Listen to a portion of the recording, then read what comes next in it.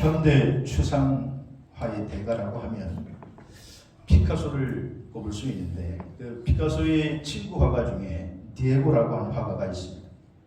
근데 그 친구 디에고의 아내도 화가인데, 그 친구의 아내 화가는 멕시코 화가로서 프리다 칼로라고 하는 여류 화가입니다. 근데 이 프리다 칼로가 어린 시절에 아주 불행한 그런 삶을 살았습니다. 그녀는 7살 때 소아마비를 앓았고 18살 때 전차와 버스가 부딪히는 심한 교통사고를 당하게 되고, 그 사고로 척추와 무릎을 다치고 총 32번의 수술 끝에 어렵사리 생명을 구하게 되었는데, 그러다가 이제 이 디에고라고 하는 화가를 만나서 결혼을 하고, 또 3번의 유산과 또 남편이 잦은 외도로 말미암아서 그녀의 정신은 피폐해졌고, 한마디로 그녀의 인생은 어릴 적에는 절망 그 자체였습니다. 그러다가 이 프리다 칼로가 그 남편의 교통, 또 남편의 외도, 자신의 육신적 고통, 큰 사고, 그리고 정신적인 고통, 이런 모든 것들을 극복하려고 삶에 대한 강한 의지를 가지고 그녀의 그림으로, 미술작품으로 그것을 승화시켰습니다. 그렇기 때문에 그녀의 그림은 아주 아름답거나 화려하지는 않지만, 그녀의 작품을 들여다보면 그녀의 삶을 보여주는 깊은 그 삶의 고백이 녹아있는 그런 작품이었습니다. 하루는 피카소가, 이 대가가 그녀의 그림을 이렇게 보더니 그녀의 남편, 자기의 친구 디에고에게 이렇게 말을 했다고 하죠. 이보게 디에고, 우리는 결코 그녀처럼 깊은 그림을 그릴 수는 없을 것이네. 그녀의 작품은 정말 깊어. 그리고 이 피카소가 프리다 칼로의 그림을 극찬하게 됩니다. 마침내 그녀의 작품이 진정한 평가를 받고 멕시코 정부는 그녀의 작품을 국보로까지 지정하게 되죠. 사랑하시는 여러분, 우리가 인생을 살다 보면 내가 원하든 원치 않든 프리다 칼로의 삶처럼 우리에게 육체적 또 정신적인 고통이 찾아올 때가 있습니다. 그럴 때 프리다 칼로는 고통을 이기기 위해서 그림을 시작했고 마침내 그것으로 절망을 극복해냈습니다. 하지만 오늘 우리 믿는 성도들은 오늘 우리에게 찾아온 절망을 하나님을 찾아서 믿음으로 극복하고 또 믿음으로 승화시켜야 될 줄로 믿습니다. 그래서 이럴 때 우리는 이불변 응만변의 정신이 필요하다. 이불변, 변하지 않는 것으로서 응만변, 만가지 변화에 믿음으로 대처해라. 그 말이에요. 오늘 본문은 주님이 십자가를 몇 시간 앞에 두고 마가의 다락방에서 만찬을 하신 후에 마지막에 이루어진 예수님의 최후 고별 설교 중에 마지막 부분에 해당됩니다. 십자가를 앞에 두신 주님이 지금 마지막으로 제자들에게 당부의 말씀을 하신 것인데, 오늘 본문의 주된 내용은 세상으로부터 아무리 심한 핍박을 받아도 두려워하지 말고 견뎌라 라고 하는 말씀입니다. 여러분, 믿음의 여정 속에서 우리의 삶에 여러 가지 일이 생기고 또 전개가 됩니다. 좋은 일이 생길 때는 물론 더 감사하면서 믿음 안에 굳건히 서시기를 축원합니다. 하지만 힘든 일이 올 때에는 말씀을 붙들고 담대하게 믿음으로 인내하며 이기시기를 주의로 축복합니다. 이 세상 사람들은, 아니 우리 믿음의 선진들도 이 세상을 고해라고 그러잖아요. 고통의 바다. 여러분 바닷가에 가보세요. 아무리 맑은 날도 바다에 파도가 있습니까? 없습니까? 있습니다. 잔잔할 때도 없는 것 같지만 파도가 치고, 또 심한 바람이 불 때는 파도의 높이가 엄청납니다. 흔히들 바다에 파도가 없으면 얼마나 좋을까 그렇게 생각하지만, 그러나 그런 말씀은 하덜덜덜 마십시오. 만약에 바다에 파도가 없다면 산소 공급에 문제가 생겨서 그 안에 살고 있는 물고기들의 생명이 위태롭다고 합니다. 오늘 우리의 나그네 인생길에 시련과 역경이 없으면 좋을 것 같지요. 그러나 그것이 우리를 나태하게 하고요.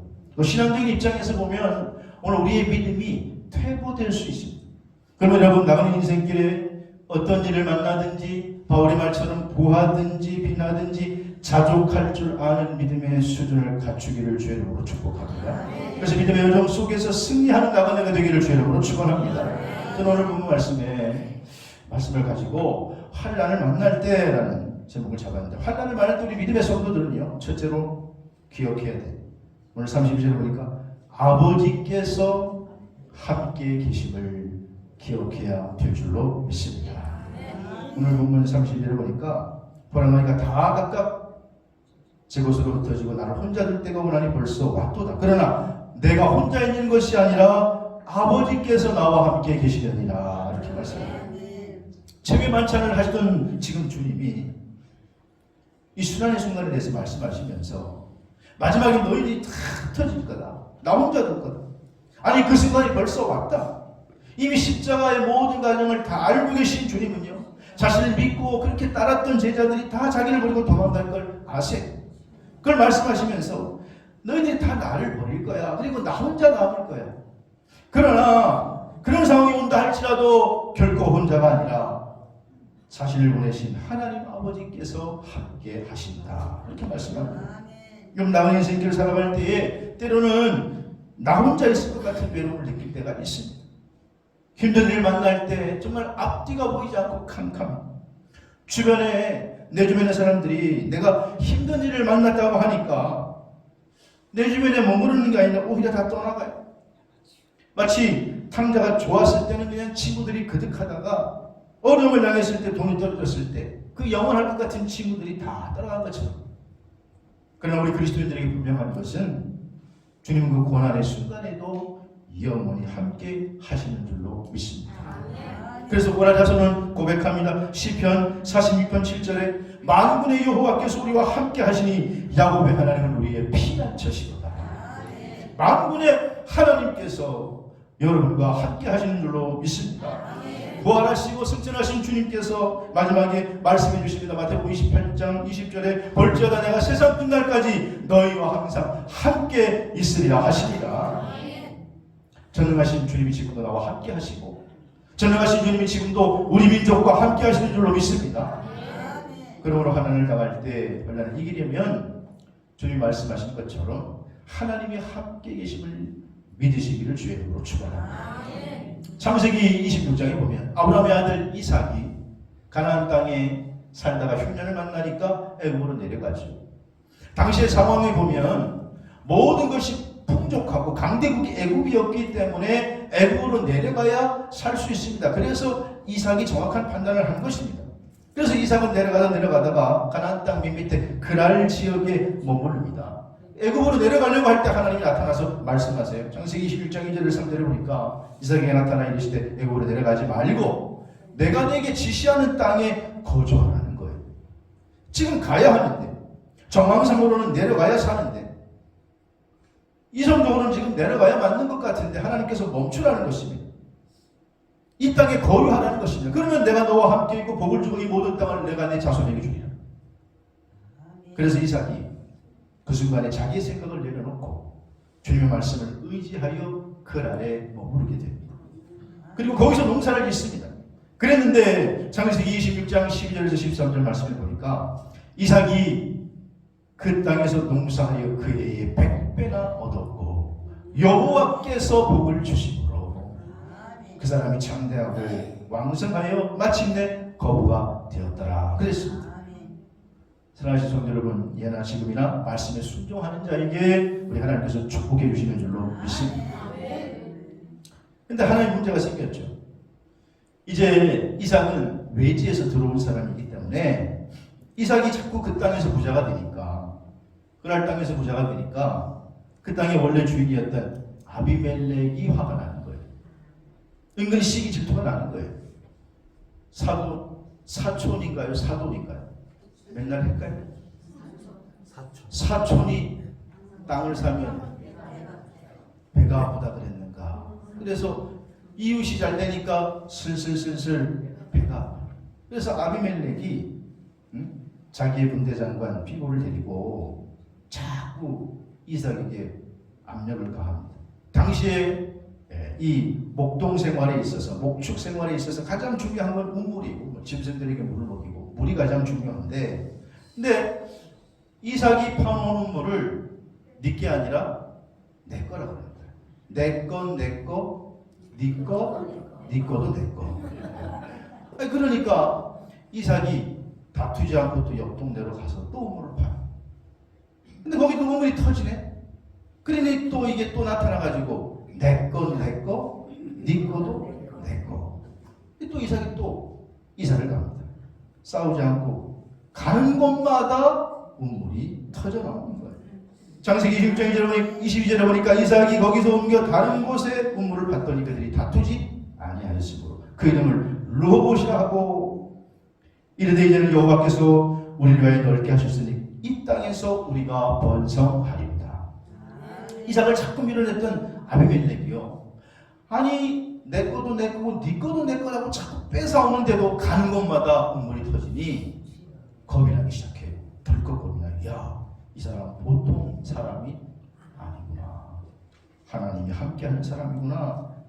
그리고는 이삭을 찾아가서 화친하자. 창세기 26장 28절에 보니까 그들이 내 여호와께서 너와 함께 계심을 우리가 분명히 보았으므로 우리의 사이로 우리가 너와 나 사이에 맹세하여 너의 계약을 맺으리라 말하니라.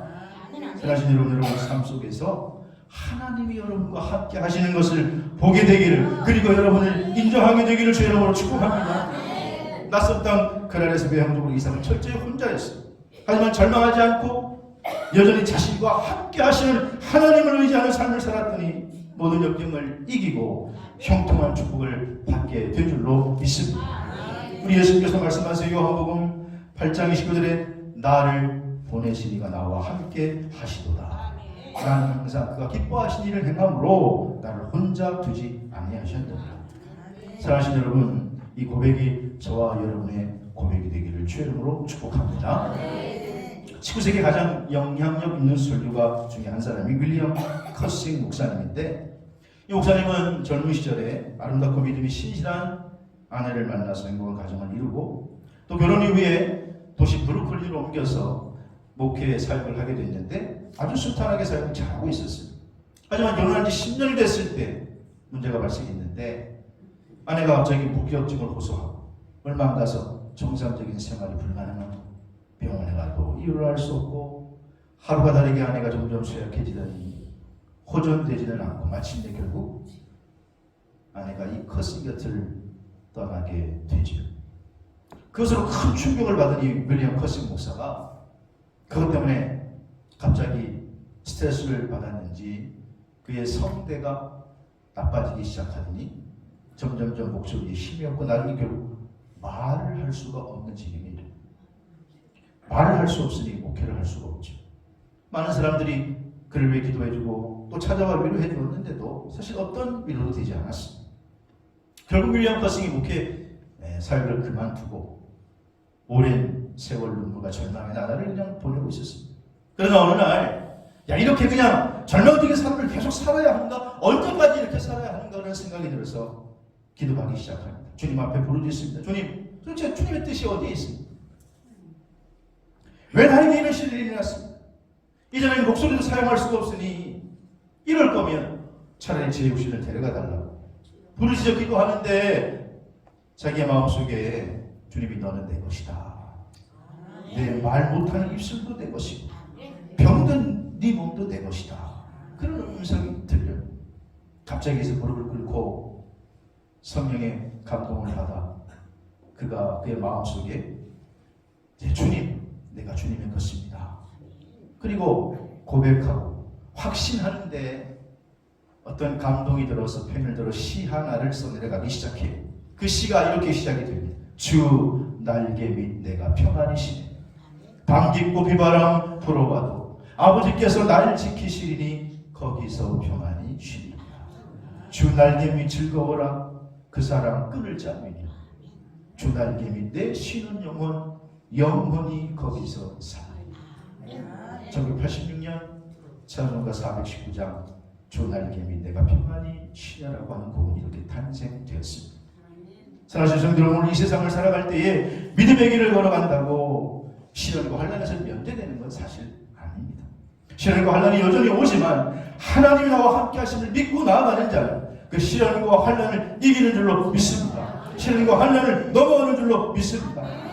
그래서 시편 23편 사들이 달리시고 같이 사망의 훔쳐간 골짜기를 다닐지라도 없는 게 아니 사망의 훔쳐간 골짜기가 있지만 해를 두려워하지 않는 것은 주께서 나와 함께 하심이라. 주의 지팡이와 막대기가 나를 안위하시나이다. 오늘 나와 함께 하시는 믿음으로 폭풍 속에서도 승리하게 되기를 주의 이름으로 축원합니다. 두 번째로 오늘 하나님을 만날 때 우리가 기억해야 할 것은 담대해야 한다. 오늘 33절에 보니까 세상에서 너희가 환난을 당하나 어떻게 담대하라. 이유는 내가 세상을 이기었노라 그랬습니다. 여러분 하나님을 만날 때 믿음의 사람들은 담대하시기를 주의 이름으로 축원합니다. 이게 담대하라고 하는 다른 세이테라고 하는 헬라어의 뜻은 계속해서 용기를 내라, 계속해서 무서워하지 말라는 거예요. 믿음이라고 하는 것은 여러분 두려워하지 않는 것은 아니에요. 우리 인생을 살아갈 때 본능적으로 두려워하지. 두려움이 있음에도 불구하고 그러나 계속해서 하나님을 의지하고 계속해서 하나님을 의뢰하며 용기를 내서 전진하여 이기는 것이 믿음인 줄로 믿습니다. 인간은 본성이 있으니까 두려운 일이 생기면 우리가 두려움을 느낄 수밖에 없죠. 높은 곳에 올라가면 현기증이 나고 떨리는 것처럼 우리가 고난을 만나면 힘들고 두려울 수 있습니다. 그러나 그러한 고난 앞에서도 두렵더라도 믿음의 성도들은 계속 전진해야 하는 것입니다. 왜냐? 하나님이 우리에게 담대하라 그렇게 말씀하셨기 때문입니다. 그래서 모세는 자기 백성 이스라엘을 데리고 40년 동안 광야길을 인도하고 또 약속의 땅 가나안을 앞에 두고 마지막 고별 설교를 하면서 이렇게 말해요. 신명기 31장 6절에 보니까 너희는 강하고 담대하고 두려워하지 말라. 그들 앞에서 떨지 말라. 이는 내 하나님 여호와 그가 너와 함께 계시며 결코 너를 떠나지 아니하시며 버리지 아니하실 것입니다. 담대하라는 것입니다. 다윗도 시편 30편 24절에 여호와를 바라는 너희들아 강하고 담대하라. 시련이 왔지만 주눅지 말라는 것입니다. 시편 68편 19절에도 이어지는 말씀이 날마다 우리 짐을 지시는 주 곧 우리의 구원이신 하나님을 찬송할지로다. 그러면 오늘 나만의 인생길을 걸어갈 때에 신앙적으로 말하면 환난이, 세상적으로 말하면 내 앞에 커다란 시련이 다가왔다 할지라도 예수의 말씀을 기억하시기를 바랍니다. 하나님 우리와 함께 하시는 줄로 믿습니다. 그 믿음으로 담대하시기를 바랍니다. 사도행전 23장에 보면 바울이 3천 도역을 마치고 예루살렘으로 귀환해요. 근데 그때 유대 지도자들이 아니나 다를까 바울을 사로잡습니다. 그리고 폭동을 일으켜서 바울의 생명이 위협되니까 당시에 바울은 로마 시민권자였기 때문에 로마의 첩부장이었던 당시에 로마의 첩부장이 바울을 빼내가지고 병영안으로 데리고 와서 지키고 보호합니다. 근데 밖에서는 유대인들이 지금 바울을 죽이려고 난리예요. 바울을 노리고 있어요. 근데 바울도 믿음의 거장이지만 얼마나 두려웠겠습니까? 그런 위기 상황 가운데 하나님 두려움 속에 있는, 그러면서도 자신의 신앙을 여전히 변론하고 있는 바울에게 이렇게 말씀하십니다. 사도행전 23장 11절에 보니까 같이 읽어볼까요? 시작. 그날 밤에 주께서 바울 곁에 서서 이르되 담대하라. 내가 예루살렘에서 나의 일을 증언한 것 같이 로마에서도 증언하여 하리라 하시니라. 아멘. 두려움 상황 속에서 바울에게 담대하라. 너 예루살렘에서 지금 이렇게 복음을 증거한 것 같이 로마에서도 증언해야 할 거니까 그때까지 내가 너 생명을 지켜줄 것이다. 보호해 줄 것이다. 죽지 않을 것이다. 그 말이. 사랑하는 성도들, 오늘 하나님 함께 하시는 믿음으로 담대함으로 두려움을 떨치고 환난을 넘어서시기를 주의 이름으로 축복합니다. 그 주님께서 오늘 우리에게 너 두려워하지 말라, 담대하라 그렇게 말씀하시는 거예요. 아니 그렇게 명령하시는 거예요. 여러분 그 주님의 말씀이 능력인 줄로 믿습니다. 오늘 우리가 세상 길을 걸어갈 때 오해하는 게 예수 믿으면 뭐 시험도 하나도 없고 어려움도 하나도 없는 것 같아요. 아니, 예수 믿는다고 환난과 고난이 면제된 게 아니에요. 그러나 주님이 주시는 힘으로 담대하게 이길 수 있는 주의 은혜가 있는 줄로 믿습니다. 환난을 만날 때 세 번째 우리가 기억해야 할 것은 예수님 안에서 참 평안을 누린다라고 하는 것을 알아야 합니다.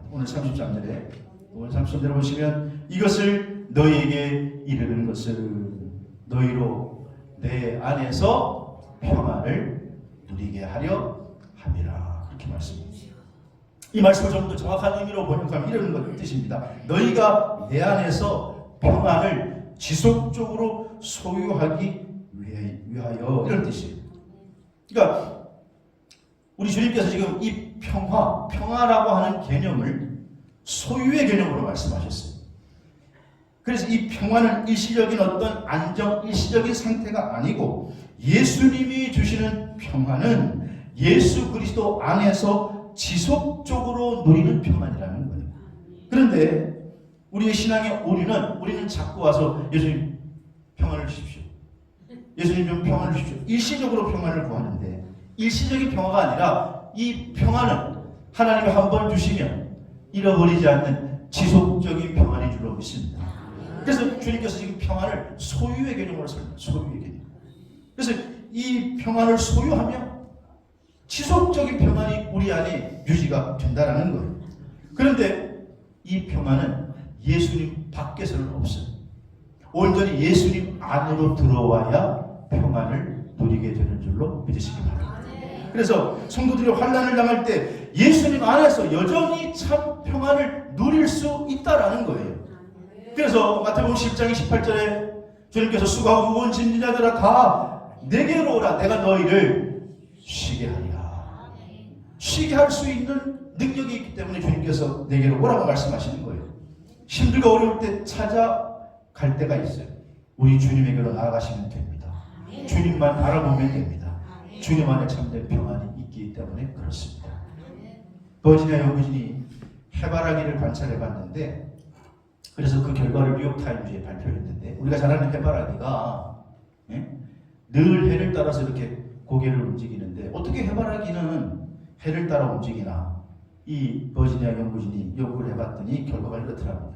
해바라기는 낮에는 지는 해를 마주보기 위해서 동쪽 부분을 더 자라나게 해서 자연적으로 그 꽃이 서쪽을 향하게 하고 또 밤에는 해바라기가 서쪽 부분을 더 자라게 해서 동쪽을 향해 있게 해서 일출을 맞을 준비를 한다는 거예요. 그래서 해바라기는 항상 해를 바라보고 있다는 거예요. 여러분 우리의 삶에 좋은 환경만 찾아오면 얼마나 좋겠습니까?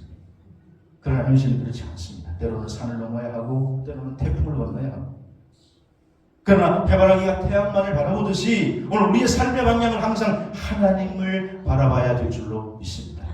태양을 바라보는 해바라기처럼 하나님을 바라봄으로써 우리의 믿음을 더 강화시켜야 됩니다. 너무 힘들고 어려우면 사실 기도도 나오지 않죠. 그렇습니다. 그러면 그때는 그냥 찬송가를 부르세요. 찬송가.